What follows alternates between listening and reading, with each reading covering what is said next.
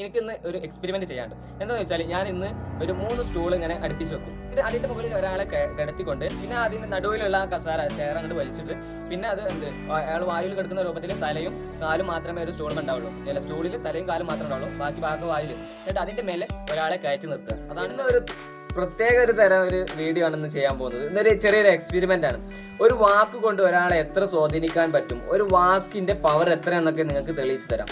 ഹിപ്നോട്ടിസത്തിന്റെ ഒരു രഹസ്യം എന്താണ് എന്നൊക്കെ ഈ വീഡിയോയിലൂടെ ഹിപ്നോട്ടിസവും നിങ്ങൾക്ക് പഠിക്കാൻ സാധിക്കും. വീഡിയോയിലേക്ക് എല്ലാവർക്കും സ്വാഗതം. എൻ്റെ പേര് മുഹമ്മദ് സലീം.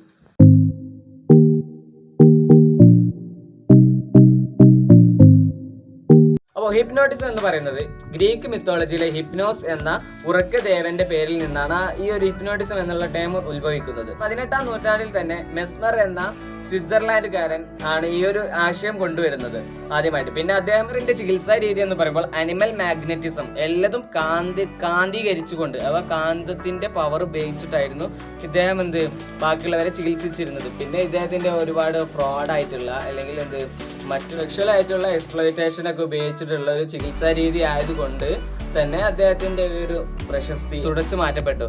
പിന്നീട് അബ്ബെ ഫരിയ എന്ന ഒരു ഇന്ത്യൻ സൈക്കോളജിസ്റ്റ് ആണ് ഹിപ്നോട്ടിസം എന്നുള്ള ഒരു പുതിയൊരു ഈ ഒരു ശാഖ, ഇന്നത്തെ ഈ ഒരു തന്നെ ശാഖ കൊണ്ടുവരുന്നത്. പോർച്ചുഗീസ് രാജാവിന്റെ ദർബാറിൽ പ്രസംഗിക്കാൻ വേണ്ടിയിട്ട് അദ്ദേഹത്തോട് ആവശ്യപ്പെട്ടപ്പോൾ, അബ്ബെ ഫരിയോട് ആവശ്യപ്പെട്ടപ്പോൾ എന്റെ പിതാവ് അബ്ബെ ഫരിയോട് പറഞ്ഞു, കസറിക്കോ ഒരു കുഴപ്പമില്ല, നീ അടിപൊളിയായിട്ട് പ്രസംഗിച്ചു എന്ന് പറഞ്ഞു. അത്ര അങ്ങ് വാഗ്വൈഭവങ്ങളോ അല്ലെങ്കിൽ ഫ്ലുവൻ്റ് ആയിട്ട് സംസാരിക്കാനൊന്നും കഴിയാത്ത ഈ അബ്ബെ ഫരിയ പ്രസംഗ പീഠത്തിന് മുമ്പിൽ കയറിക്കൊണ്ട് ഭയങ്കര ഒരു അടിപൊളി പ്രസംഗമാണ് നടത്തിയത്. അപ്പോഴാണ് ഈ വാക്കുകൾക്ക് എന്തൊക്കെയോ ഒരു പവർ ഉണ്ട്, അല്ലെങ്കിൽ അടിപൊളിയായിട്ട് വാക്കിനെ മറ്റുള്ളവരെ മേലിൽ സ്വാധീനിപ്പിക്കാൻ കഴിയുമെന്ന് ഈ അബ്ബെ ഫരിയക്ക് മനസ്സിലാകുന്നത്. അതുമൂലമാണ് ഈ ഒരു ഹിപ്നോട്ടിസം എന്നൊരു ഈ ഒരു ആർട്ട് ഇല്ലെങ്കിൽ ഈ ഒരു ഫോം ഓഫ് ട്രീറ്റ്മെന്റ് ഈ ഒരു ലോകത്തേക്ക്, ഈ ഒരു ആധുനിക ലോകത്തേക്ക് അദ്ദേഹം കൈമാറുന്നത്. അതുകൊണ്ട് തന്നെയാണ് അദ്ദേഹത്തെ ഫാദർ ഓഫ് ഹിപ്നോട്ടിസം എന്നറിയപ്പെടുന്നത്. ചരിത്രം ഒരുപാട് നീണ്ടുപോയെന്ന് തോന്നുന്നു. പക്ഷെ എനിക്കിന്ന് ഒരു എക്സ്പെരിമെന്റ് ചെയ്യാണ്ട് എന്താണെന്ന് വെച്ചാൽ ഞാൻ ഇന്ന് ഒരു 3 സ്റ്റൂൾ ഇങ്ങനെ അടുപ്പിച്ച് വെക്കും.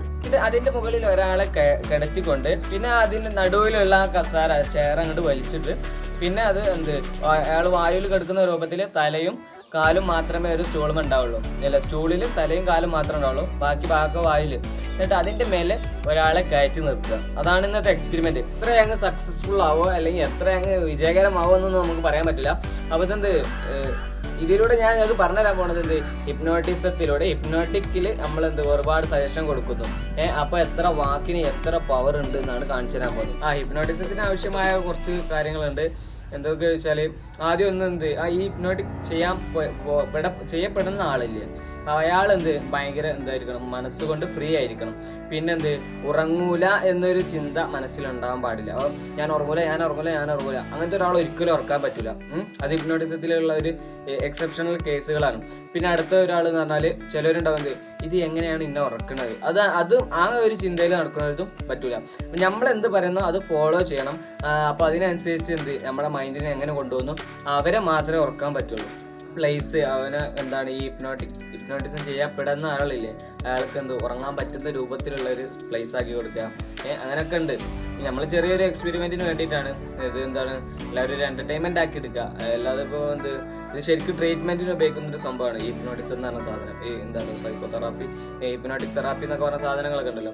അപ്പോൾ ഹിപ്നോട്ടിസം ചെയ്തിട്ട് മറ്റുള്ള ആൾക്കാരുടെ എല്ലാം ഈ ട്രോമ അങ്ങനത്തെ എന്തെങ്കിലുമൊക്കെ മെന്റൽ പ്രോബ്ലംസ് മാറ്റാൻ വേണ്ടിയിട്ട് ഉപയോഗിക്കുന്നതാണ്.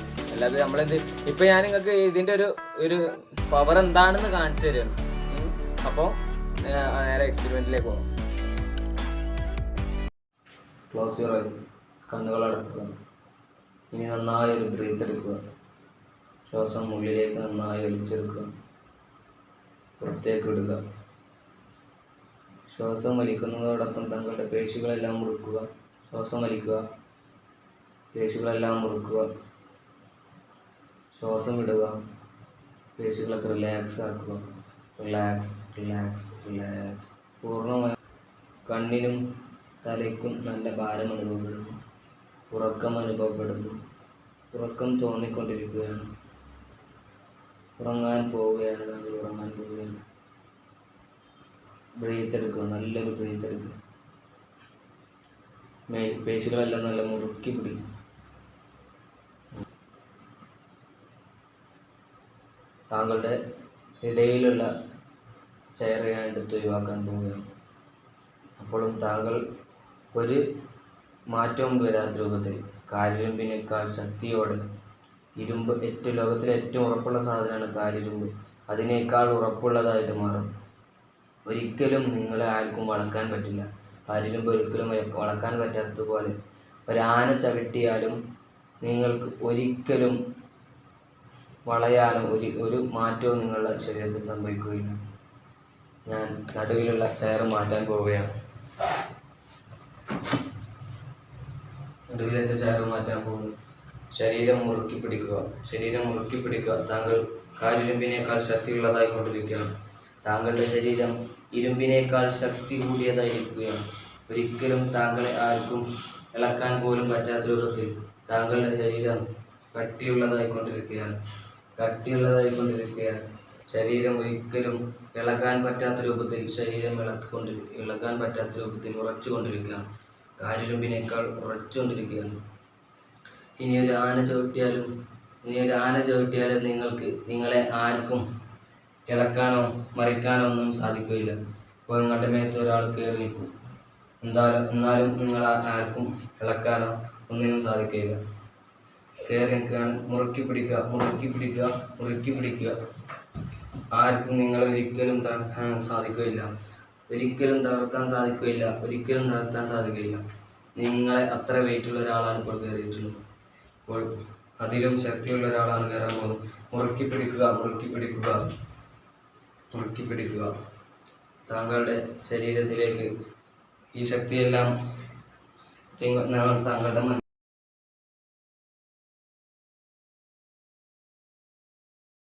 അപ്പോൾ ഈ ഹിപ്നോട്ടിസത്തിൻ്റെ എക്സ്പെരിമെൻറ്റ് വീഡിയോ എല്ലാവർക്കും ഇഷ്ടപ്പെട്ടെന്ന് കരുതുന്നു. പിന്നെ ഇതാരും വീട്ടിലൊന്നും ആരും അനുകരിക്കാൻ നിൽക്കരുത് കേട്ടോ. ഇത് എന്താണ്, ഇതിപ്പോൾ നമ്മൾ എന്തൊരു എക്സ്പെരിമെൻറ്റ് നൽകല്ലേ, എൻ്റർടൈൻമെൻറ്റ് നൽകി നിങ്ങൾക്ക് ഇതിൻ്റെ ഉപയോഗം എന്താണ്, ഉപകാരം എന്താണെന്ന് അറിയിക്കാൻ വേണ്ടിയിട്ടാണ്. ഇത് ശരിക്കും ട്രീറ്റ്മെൻ്റ് ആയിട്ടാണ് ഉപയോഗിക്കാറുള്ളത്. അപ്പോൾ ആരും തന്നെ വീട്ടിലൊന്നും ഇത് അനുകരിക്കാൻ നോക്കരുത്. എല്ലാവർക്കും സിമ്പിളായി ചെയ്യാൻ പറ്റുമെന്ന് കരുതിയിട്ട് പെട്ടെന്ന് തന്നെ വീട്ടിൽ പോയി ചെയ്ത് നോക്കാനൊന്നും നിൽക്കരുത്. ഒരുപാട് നേരം പിടിച്ചിട്ടാണ് ഞാൻ ഹിപ്നോട്ടിസത്തിൻ്റെ ആ വീഡിയോ എടുത്തു കഴിഞ്ഞത്. അപ്പോൾ കുറേ നേരം വലിയ ലെങ്തി ആയൊരു വീഡിയോ ആയിരുന്നു. പക്ഷേ അപ്പോൾ അതൊക്കെ ഞാൻ ഒരുപാട് കട്ട് ചെയ്തിട്ടുണ്ട്. അതിന് മുമ്പുള്ള അതിൻ്റെ ഇടയിലുള്ള ഭാഗങ്ങളൊക്കെ ഒരുപാട് കട്ട് ചെയ്തിട്ടുണ്ട്.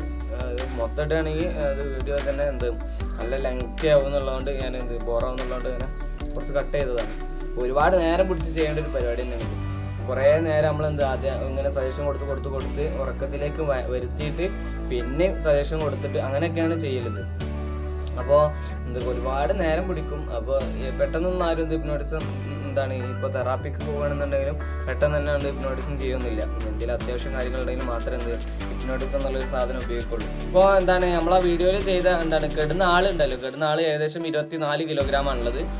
ഫസ്റ്റ് കയറുന്ന ആൾ പിന്നെ 25 കിലോഗ്രാം, പിന്നെ അതിൻ്റെ ഡബിളുള്ള ആളാണ് ലാസ്റ്റ് കയറുന്നത് 50 മേലെ. അപ്പോൾ 50 വെയിറ്റുള്ള ആളാണ്. അപ്പോൾ ഇത്രയും വെയിറ്റൊക്കെ താങ്ങാൻ പറ്റും, ആ ഒരു ചെറിയ ചെക്കനും താങ്ങാൻ പറ്റും. അതിനൊക്കെയുള്ള കാരണം എന്താണ്, അപ്പോൾ നമ്മുടെ ഹിപ്നോട്ടിസത്തിൽ നമ്മൾ സജഷൻ കൊടുത്തു, ആ വാക്കിൻ്റെ ഒരു പവർ മാത്രമാണ്. വീഡിയോ എല്ലാവർക്കും ഇഷ്ടപ്പെട്ടെന്ന് കരുതുന്നു. അപ്പോൾ ഇനി ഇതുപോലത്തെ പുതിയ വീഡിയോകളൊക്കെ കാണാൻ വേണ്ടിയിട്ട് സബ്സ്ക്രൈബ് ചെയ്യാതെ ആരെങ്കിലും കാണുന്നുണ്ടെന്നുണ്ടെങ്കിൽ പെട്ടെന്ന് തന്നെ സബ്സ്ക്രൈബ് ചെയ്യുക. അടുത്തുള്ള ബെൽ ബട്ടൺ അമർത്തിയിട്ട് നോട്ടിഫിക്കേഷനൊക്കെ വരുന്നെന്ന് ഉറപ്പുവരുത്തുക. പിന്നെ വീഡിയോ കണ്ടാൽ ലൈക്ക് ചെയ്യുക, ഷെയർ ചെയ്യുക. പിന്നെ പുതിയൊരു വീഡിയോയിൽ കാണുന്നതുവരെ ഗുഡ് ബൈ.